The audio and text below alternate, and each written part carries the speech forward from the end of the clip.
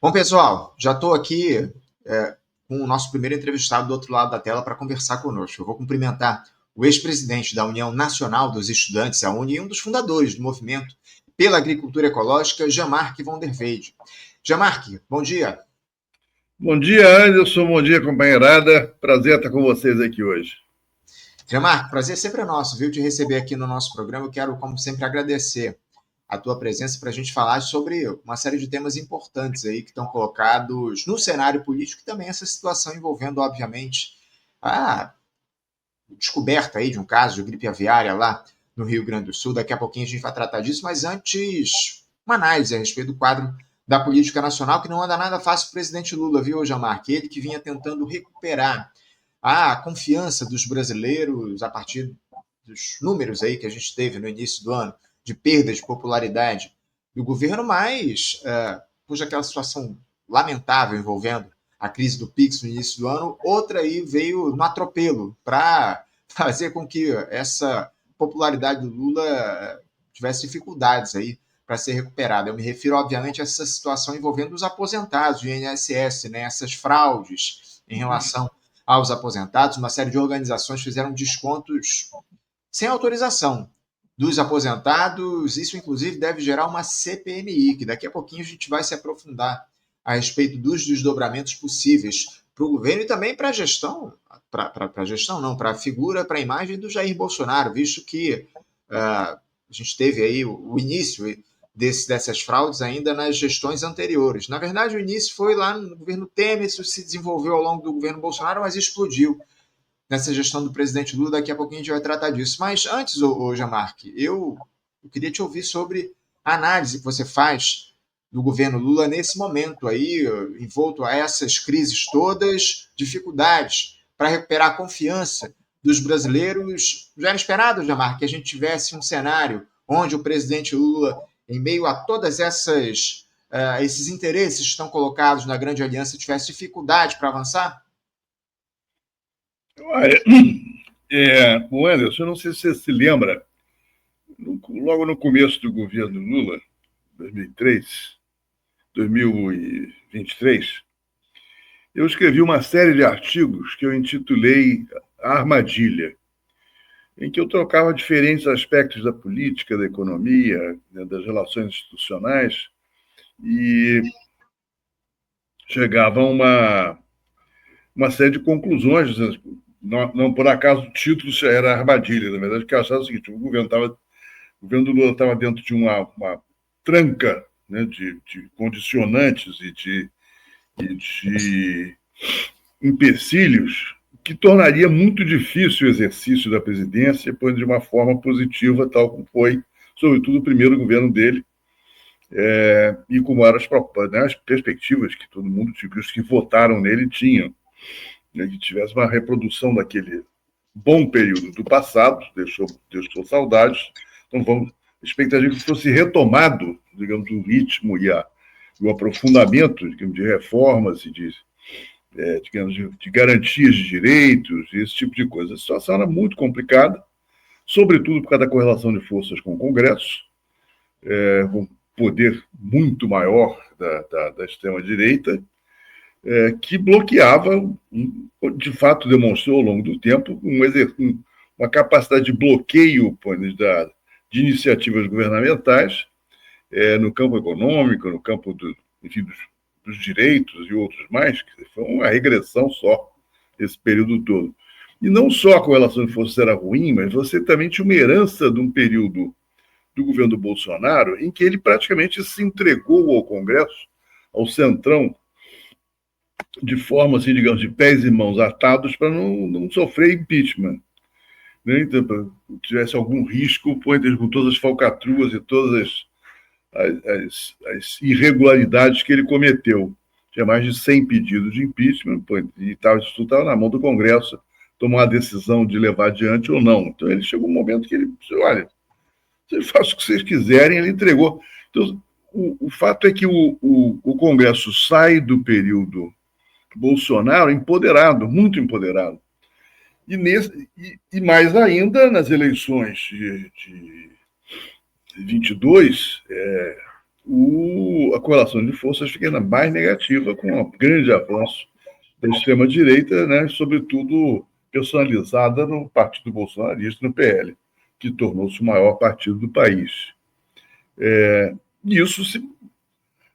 Essa força maior do Congresso tornou, quer dizer, criou uma situação, digamos, de debilitação do Executivo, em particular porque o controle do orçamento para executar as políticas do Estado, que já não era uma coisa fácil no passado, porque nós temos um orçamento que você tem uma enorme quantidade de porcentagens fixas que são obrigatórias, despesas obrigatórias, de forma que o que você tem de recurso flexível que possa ser usado como investimento para alavancar processos de desenvolvimento do país, ficaram muito restritos.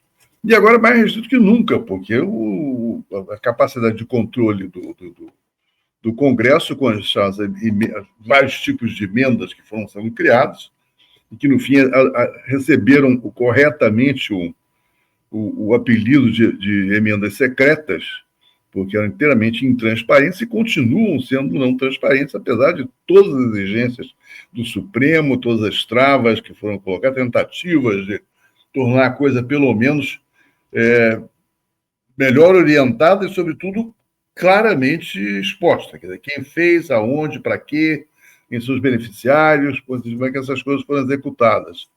Isso continua obscuro. Né? Os caras passam de um drible para o outro, os caras estão brincando de esconde-esconde com o Supremo Tribunal Federal. Mas o fato concreto é que o Executivo perdeu uma fatia grande do controle do orçamento e está absolutamente travado. Ele está pressionado pela questão da limitação do endividamento, por um lado, ele afrouxou um pouquinho, mas não tanto, e, por outro lado, com pouco controle sobre o próprio orçamento. Então, a situação é muito ruim, e eu acho que ela deixou o governo sem iniciativa, com uma dificuldade de mostrar serviço muito grande, ao mesmo tempo que tem outros fatores que acho que o governo não esperava, ninguém esperava, acredito, que era o fato de que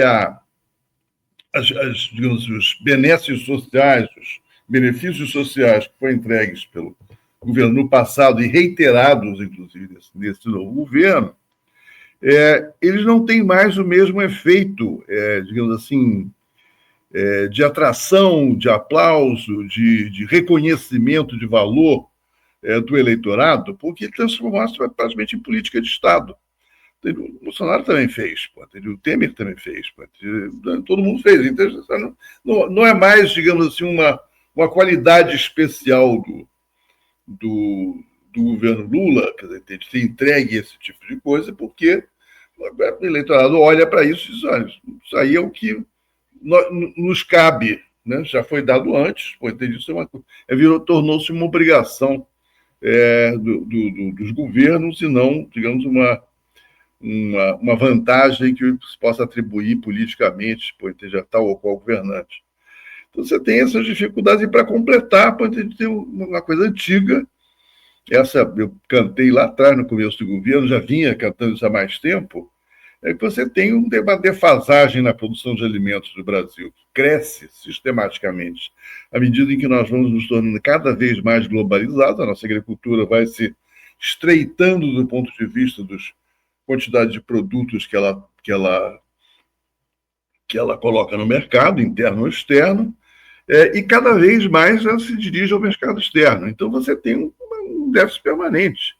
Quando você tem um déficit permanente de abastecimento interno, o que acontece é que não adianta você dar recursos do Bolsa Família ou qualquer outro tipo de recurso para o público, né, para o beneficiário, porque ele vai no mercado comprar, entende? A quantidade é insuficiente e o preço vai subir. Então, é permanentemente erodido o ganho que é dado pelos planos sociais, é erodido pela inflação de alimentos, que não está completamente descontrolado, e tem as oscilações naturais, que são mais digamos assim, sazonais, mas a tendência é uma tendência permanente de alta, piorada pelo fato que também há uma tendência de alta no mercado internacional. Sem dúvida, o quadro não é nada fácil para esse governo diante das escolhas, obviamente, que foram feitas pela governabilidade. Você falou aí essa situação envolvendo o Congresso Nacional, a dita correlação de forças, um governo que não tem a capacidade de se impor no Congresso, faz ali uma série de acordos, mas não tem os votos que ele precisa para aprovar determinadas matérias e adota uma linha de atuação especialmente na política econômica, de caráter neoliberal. Infelizmente, é o que a gente tem visto aí a partir da atuação do Fernando Haddad no comando do Ministério da Fazenda, enfim. Daqui a pouco a gente vai, inclusive, aprofundar isso que você trouxe em relação aos alimentos, viu, Jean-Marc? Mas eu queria entrar já num outro tema que eu citei aqui na minha abertura, inclusive, que diz respeito a essa crise lá no INSS, né? Porque o Jair Bolsonaro e o presidente Lula travam aí uma espécie de embate nesse escândalo de corrupção que se deu lá no Instituto Nacional de Seguro Social. O ex-presidente, o Bolsonaro, ele gravou uma série de vídeos com aposentados cobrando quem roubou o dinheiro dessas pessoas, desses aposentados, que devolvam os recursos aí foram roubados, né? Essas associações, enfim, sindicatos aí que estiveram envolvidas nessas fraudes, que devolvam os recursos. Já o Partido dos Trabalhadores, o PT, divulgou uma campanha tentando atribuir ao governo anterior, à gestão Bolsonaro, a culpa por esse escândalo de corrupção. Parece, né, Jean-Marc, uma disputa onde ninguém tem razão, né? Olha, esse negócio é complicado, porque não é de hoje, é que nós, em vez de você discutir os problemas tal como eles são, né, em maior objetividade política, você discute narrativa. Você vai discutir, quer dizer, uma fabricação da realidade que interessa a uma posição ou a outra. Mas que o complicador nessa história, que eu acho que para mim é um contrassenso, uma dificuldade muito grande de eu entender, é como é que o governo, o PT, quer dizer, que as forças progressistas em geral, supõem que que minimamente convincente para um cidadão comum o discurso que eles estão fazendo. Dizem isso, não, isso é culpa do Bolsonaro, o Bolsonaro que fez, não sei o que. Só que o maior volume da roubalheira foi do governo do Lula. E não tem como negar isso. Ele disse, não, isso é culpa dele, a gente que foi lá corrigir, levou 3 anos para começar a corrigir, teve denúncia à vontade, antes e depois da mudança de governo. Em vários casos registrados aí de funcionários e colocaram essa questão. Eu, em particular, fui afetado por isso, pois eu tive...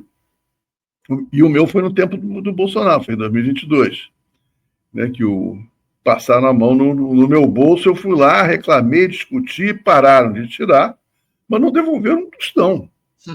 Não, vamos devolver, vamos estornar, vírgula, estornaram nada.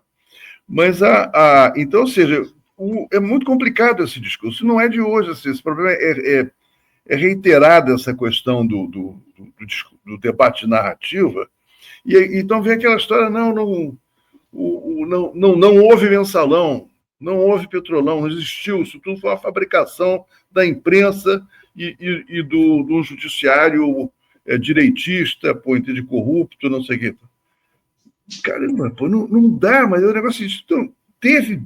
A imprensa fez, explorou, o Poder Judiciário também comprometeu com o grupo lá de Curitiba, né, como é que chama aquele personagem?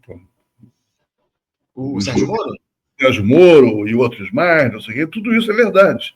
Agora, tem dados objetivos, que são, por exemplo, o seguinte, que não dá para você esconder. Tem fluxo de dinheiro que foi achado, que saiu de um lugar e foi para o outro.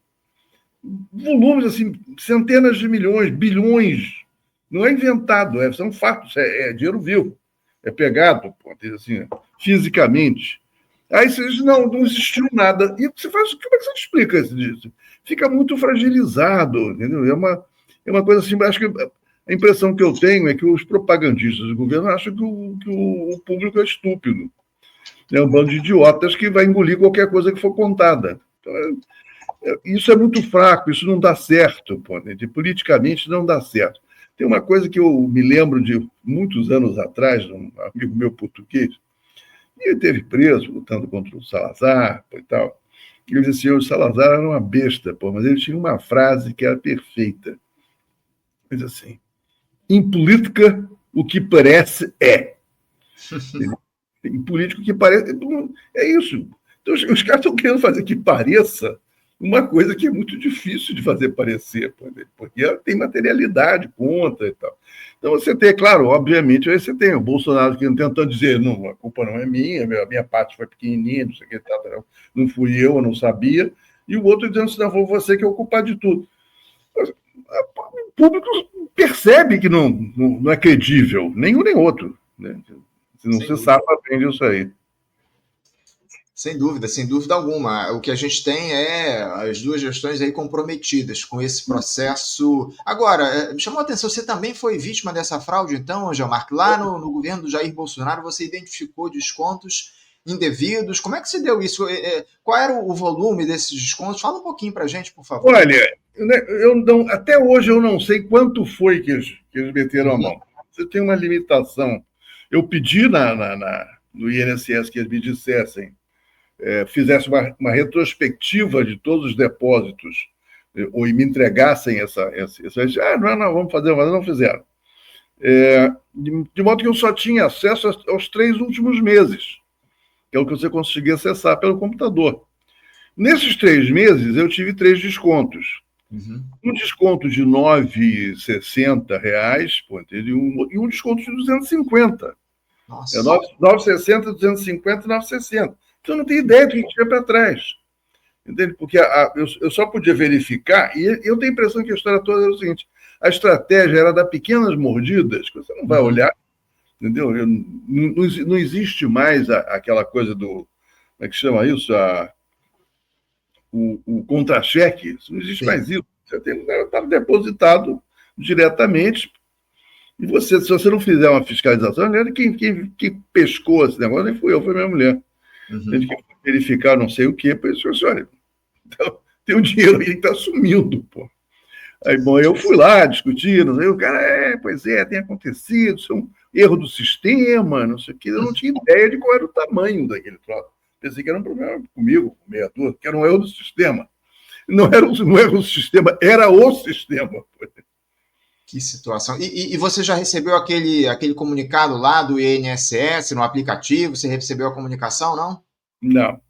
E isso é uma outra complicação que, pô, eu estou com um problema de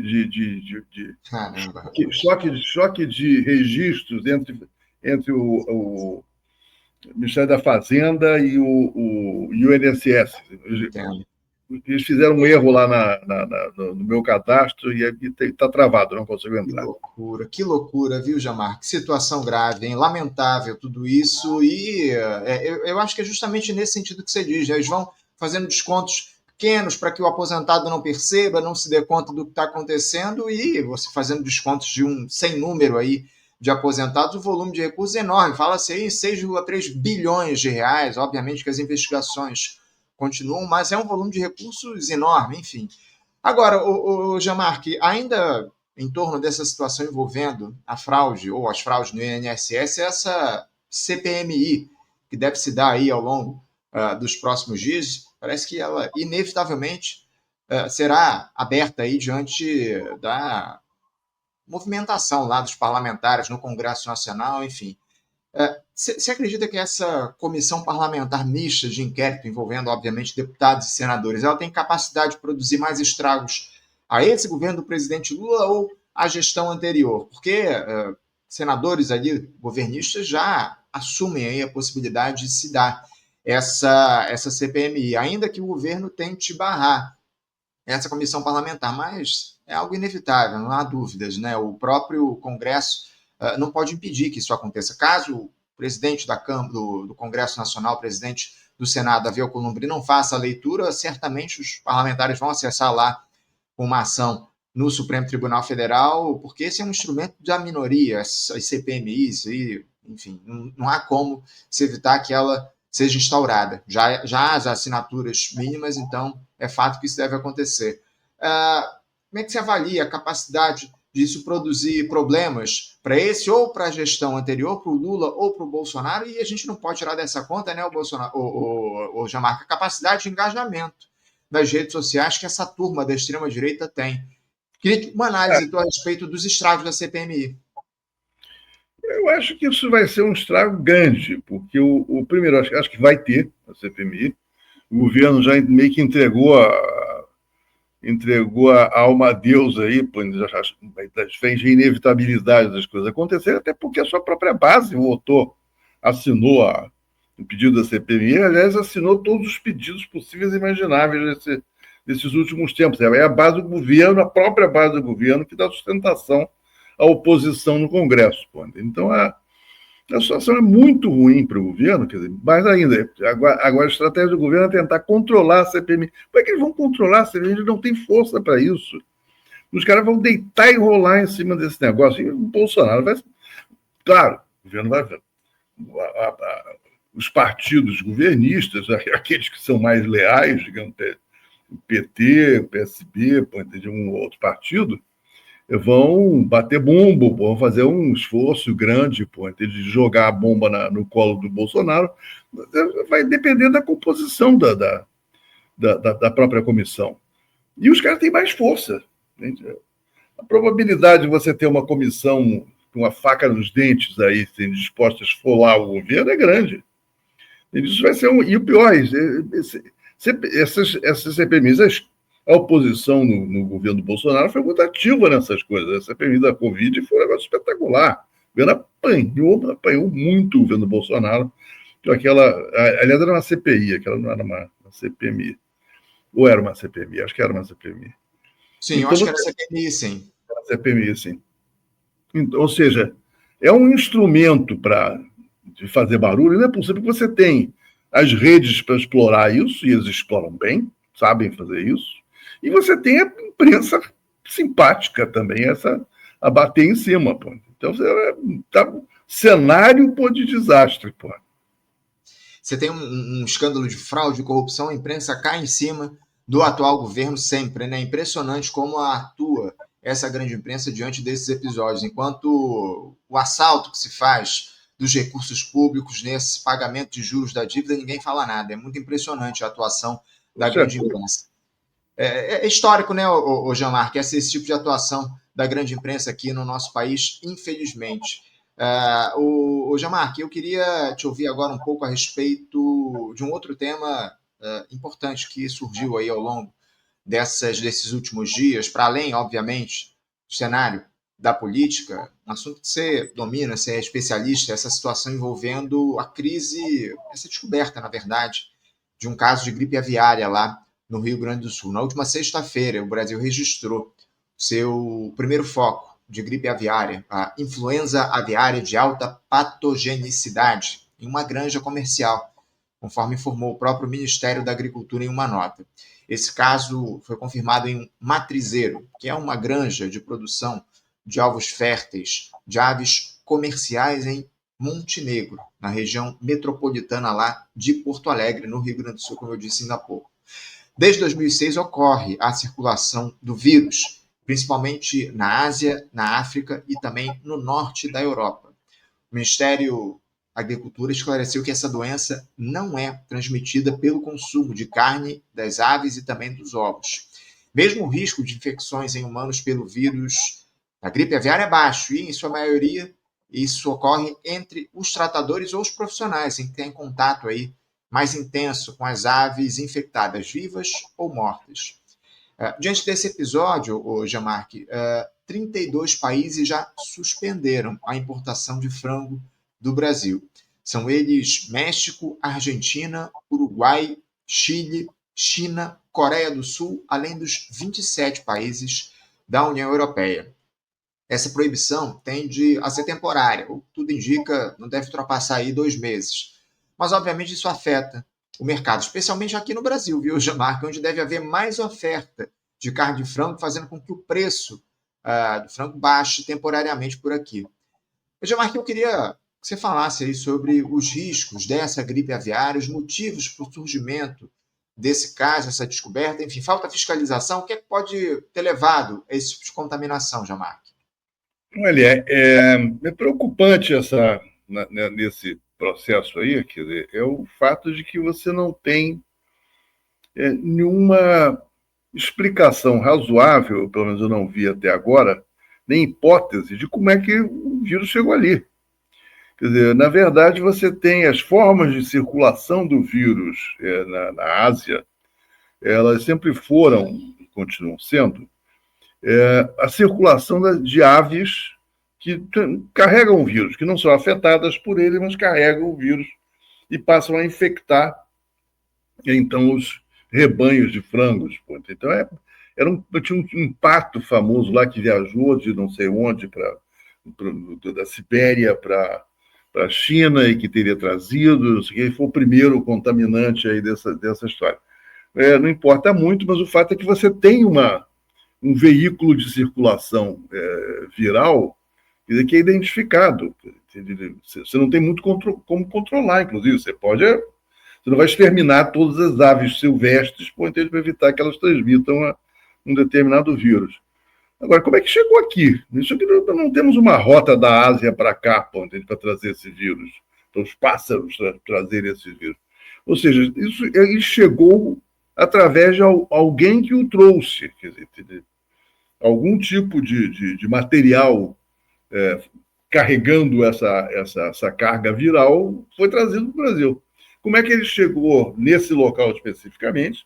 É uma investigação que já devia estar sendo feita, né? Eu não sei se está. Agora, o problema da chamada gripe aviária é que são dois problemas. Um primeiro é um problema muito mais de tipo econômico, porque ela tem uma velocidade de circulação uma vez que ela entra dentro do circuito, digamos, da criação em bateria, quer dizer, as grandes, chamamos entre aspas, as fábricas de frango, aquele negócio também enorme concentração de aves, né, 10 mil frangos no mesmo espaço, 20 mil, 30 mil, em espaços muito pequenos, 3, 4, 5 aves por metro quadrado. Essa densidade faz com que bater um vírus, aquilo ali é um rachinho de pólvora. Né? E também é fácil, relativamente fácil de circular para fora daquele espaço contaminado onde está aquela bateria de frangos. E isso aí, por isso é que eles fazem uma interdição em geral. Uma vez detectado um foco, eles fazem uma área de isolamento de 10 quilômetros em volta daquele foco, tentando bloquear todo tipo de saída de material biológico daquele canto, né? Quer dizer, extermina tudo que está dentro, esteja ou não contaminado. A única maneira de você tentar controlar é o extermínio. Você vai lá e liquida tudo quanto é. Os chineses, quando tiveram a última grande contaminação de gripe aviária na China, eles abateram bilhões de aves. Foi um negócio assim monstruoso, porque cada vez que pipocavam em algum lugar, eles cercavam a área e passavam o outro.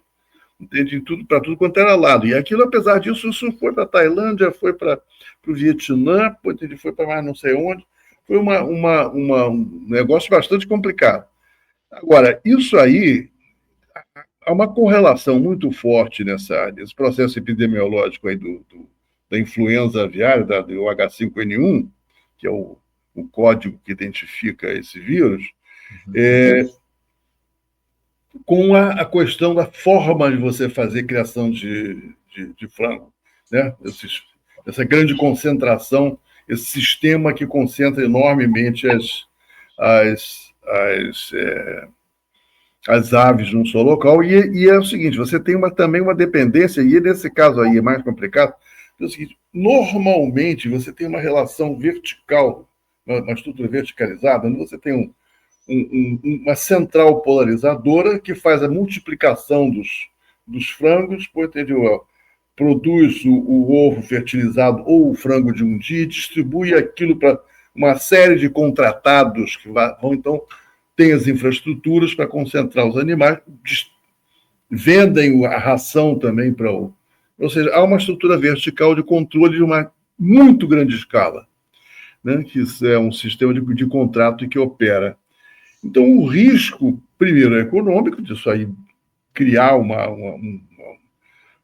é que chama-se, um castelo de cartas que vai caindo, eles não conseguiram estabelecer o controle, e você tem um impacto muito violento do ponto de vista econômico. Isso já no grau em que está agora, se você interromper por 2 meses a exportação para esse conjunto de países que representam provavelmente uma boa metade de tudo que a gente exporta, isso já vai ser um problema considerável, porque não é apenas um adiamento da compra. Em alguns casos pode ser, em outros casos é substituição. Quer dizer, quem está comprando para um abastecimento mais ou menos de curto prazo não vai ficar esperando 2 meses para entender que se resolva a situação no Brasil para continuar comprando do Brasil. Vai comprar em outro lugar. Então nós vamos ter uma perda, já está dado, vai ter uma perda significativa nesse caso aí, que pode se ampliar se a coisa for se estendendo e for se alargando.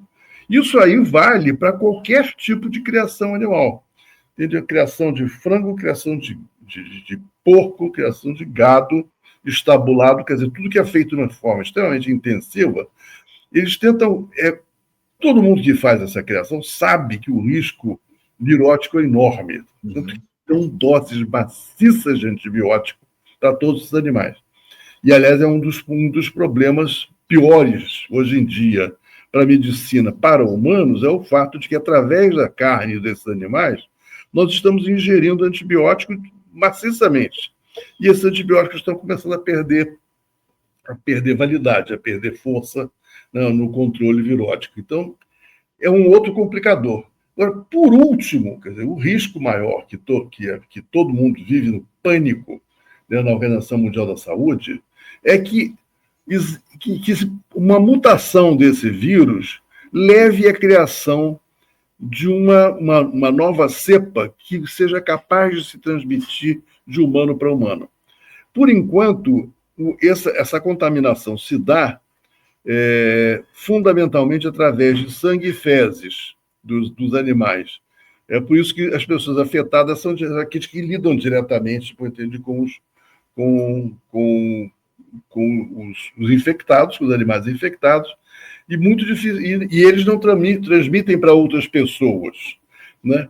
Há uma discussão lá, por causa das contaminações lá anteriores lá na Ásia, há uma hipótese de que sim possa haver uma contaminação através da ingestão da carne contaminada. Isso ficou muito balançado naquele tempo, porque houve uma exportação forte de aves contaminadas da Tailândia, em que, quando eles se deram conta de que existia um foco de contaminação, eles, antes de fazerem digamos assim, o vazio sanitário, o cerco sanitário, eles venderam em massa tudo, a produção que estava disponível naquele momento. Exportaram para a Europa, para série de lugares, etc. A discussão assim, não, isso... Surgiram casos, mas não foi possível detectar qual era o nível de responsabilidade, digamos, da ingestão dos animais ou de ovos, quer dizer, nessa contaminação. Mas o salto, cada vez que tem uma erupção forte da H5N1 ou da peste suína ou qualquer outra, sempre é o momento em que, digamos assim, a sopa de genes se entrelaça e se mistura, e a possibilidade de você ter cruzamentos que levem a essa modificação fatal da cepa, e que você passe a ter transmissão oral, transmissão de humano para humano, fica muito maior. A OMS calcula, ou calculava, porque isso é uma publicação mais antiga, que tratava do caso dos anos 90, do final do século passado e o começo desse século, nos anos 2000, foi a maior crise que teve até agora. O cálculo deles é o seguinte: tem 100 milhões de vítimas previstas no caso de você ter esse salto, dependendo, inclusive, do grau de... Aí tem uma série de si. Quer dizer, ter a mutação que permite esse tipo de transmissão. Segundo, qual é o grau de de contágio que ele pode ter. Você tem graus variados, você tem coisas muito contagiosas e outras menos contagiosas. Tem algumas em geral, você tem uma correlação contrária entre as duas coisas. Algumas dos vírus mais letais do mundo, tipo ebola, tem um grau de contaminação relativamente baixo. E mata, uma vez que pegou, matou. Quer dizer, são 80% de vítimas. Mas não o contágio não é tão virulento como, sei lá, a gripe comum. Por exemplo. O contágio é muito alto, mas não é fatal. Então, pelo que você está dizendo, Jean-Marc, a situação é mais grave do que parece, né? Ou pelo menos do que as autoridades têm deixado claro. Uma alternativa para que essa situação não avançasse aqui no país seria o extermínio de centenas de milhares de aves, então? Seria por aí? É a única coisa que existe como controle. Não tem nenhuma outra. Entende? Quanto mais, e o problema é o seguinte, eles fizeram isso, eles pegaram todos os frangos dessa fazenda lá do Rio Grande do Sul foram mortos. Tem a fotografia nos jornais, tem uma enorme vala comum que eles botaram, enterraram as aves, eles deviam ter cremado. Isso é o princípio, em geral, essa é a lógica, mas enterraram tudo, mas só aquela região é cheia de granja desse tipo. Entendeu? Ou seja, qualquer coisa que tenha escapado dali, num raio de 1 quilômetro, 2 quilômetros em volta, ele vai pipocar um outro foco mais adiante. Entendeu? Acho que o que eles fizeram do ponto de vista do controle, tal como os chineses estabeleceram, é muito pouco.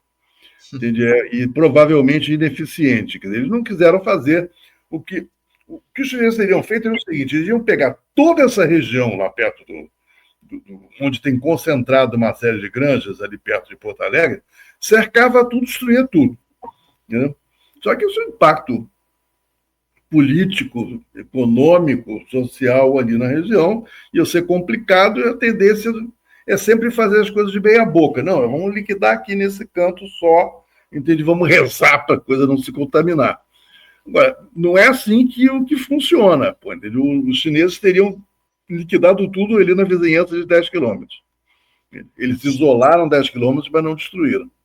Que situação, hein, Jean-Marc? Agora, chama muita atenção isso que você diz, né? A possibilidade do surgimento de uma mutação desse vírus que possa vir a ser transmitido entre os seres humanos, haver essa contaminação entre os humanos. Só para deixar claro, isso ainda não acontece. O risco de contaminação das pessoas é justamente, como você muito bem colocou aqui, a partir das fezes e do sangue das aves. E por isso que os tratadores, enfim, as pessoas que lidam com esses animais têm um pouco mais de risco, mas ainda que elas sejam contaminadas, não há. Aí a doença ela não passa de uma pessoa para outra, pelo que a gente tem até agora, o vírus. Mas há a possibilidade, aí, como você coloca, o risco do surgimento de uma mutação, como é comum acontecer entre os vírus quando eles são transmitidos entre os mais diferentes vetores. Agora, Jean-Marc, como é que é a questão da fiscalização em relação a esses alimentos, acima de tudo, esses frangos, enfim, você falou aí muitos antibióticos que esses animais consomem, e nós, por tabela, acabamos consumindo também, enfim. Como é que a Anvisa trata dessa fiscalização, Jean-Marc? Olha, cara, isso é uma história antiga, entendeu? A Anvisa que tem uma estrutura técnica de boa qualidade, eles são capazes de fazer fiscalização de qualidade tendo os meios, se tiverem os meios para isso. A questão é que você tem, sistematicamente, você tem um ciclo em relação à Anvisa, né, sobretudo na relação com o setor do agro. A pressão em cima deles, para eles fecharem o olho em relação a uma série de coisas, é enorme. Isso vai desde das pressões para você alterar as regras, digamos assim, do que é permitido, do que não é permitido, as dosagens dosagem de agrotóxico, por exemplo, de resíduos de agrotóxicos admissíveis ou não admissíveis. Tem um caso famoso, que eu me lembro que eu participei do debate em torno dessa coisa, no começo do governo Lula, em 2003, 2004, quando foi admitida legalmente a produção de soja transgênica no Brasil, houve uma modificação assumida pela Anvisa. Por quê? Porque a soja transgênica, como ela é resistente ao uso do glifosato, que é um herbicida, né? Ele é aplicado em cima da planta e a planta não morre, então ela tem uma... essa é a vantagem, inclusive, da soja transgênica, dessa soja transgênica, mas ela é encharcada de agrotóxico, coisa que anteriormente, quando ela era vulnerável ao agrotóxico, não acontecia isso porque ela morria, né? Como ela é resistente, o cara está com um agrotóxico em cima para matar todas as plantinhas outras que estão em volta, que não são resistentes, mas ela sobrevive. Ou seja, ela tem uma grande dosagem de resíduo que ficou nos grãos que depois serão colhidos, etc., multiplicou-se por muito. E o que aconteceu? Até a introdução da soja transgênica, o nível de resíduo de soja permitido, de resíduo de agrotóxico, permitido nos grãos da soja não transgênica, era, digamos, 1. Nível de resíduo 1. Quando passou a ter a soja transgênica, o nível de resíduo foi multiplicado por 35. Entendeu? Ou seja, de uma hora para outra, a regra de segurança foi jogada para o espaço pelo interesse da indústria, do agro, etc. Ou seja, a Anvisa tem esses problemas. Em segundo lugar, ela tem uma capacidade de fiscalização baixa. Ela não tem um suficiente de recursos e aparelhagem e pessoal para ter uma fiscalização rigorosa e, digamos assim, permanente. Então, ela atua por surtos. Entendeu? De repente, ela faz uma pesquisa em um determinado produto, um determinado conjunto de produtos, um determinado local, aí passa um tempo do cacete até fazer um outro. Então, de vez em quando, você vê matérias. A Anvisa detectou não sei quantos resíduos de agrotóxico. E cada vez que faz, descobre coisas do arco da velha. Tem resíduos de agrotóxico muito mais do que permitido, em tudo quanto é produto, não sei o que. Mas não é regular. E, sobretudo, não tem muita consequência. Diz que tem e tem. E aí? Entende? Não tem, o poder não vai ao ponto, vai ao ponto de até detectar os limites dos seus recursos, etc. Mas fazer alguma coisa é um outro universo, né? Que não acontece. Complicado, viu, Jamar, que essa situação, ainda mais num cenário como esse, onde você tem riscos, obviamente, para o comércio desse tipo de produto para fora do país. Enfim, como eu citei aqui, já são pelo menos 32 países até aqui que suspenderam as exportações de frango, de carne brasileira, diante do que está colocado. E, acima de tudo, essa possibilidade que você levanta aí, que não pode ser descartada, da ocorrência de mutações desse vírus que possam vir a afetar humanos no futuro. Isso é muito grave, a gente precisa ficar atento. Você acha que o governo Lula, enfim, as autoridades têm dado o devido valor a essa crise, tem tido o devido cuidado em relação ao que está acontecendo aí, pelo menos as notícias que surgiram ao longo desses últimos 3 dias? Olha, foi o que eu falei antes, quer dizer, as medidas que foram tomadas não são, pegando como exemplo os chineses, que têm uma triste, trágica experiência com esse tipo de contaminação. Eles são muito mais rigorosos na aplicação de mecanismos de controle da expansão de uma epidemia de gripe aviária. Quer dizer, o governo até agora não fez, quer dizer, nem o governo do Rio Grande do Sul, nem o governo federal não tomaram nenhuma medida mais radical, digamos, de isolamento, tentativa de isolar o processo de contaminação. Trataram como se o processo de contaminação estivesse estritamente localizado naquela fazenda. Quer dizer, a fazenda é onde surgiu o surto, aparece ali. Mas como essas coisas não podem estar sendo disseminadas há mais tempo, mas não são visíveis ainda, né? Tem que ter um pouco...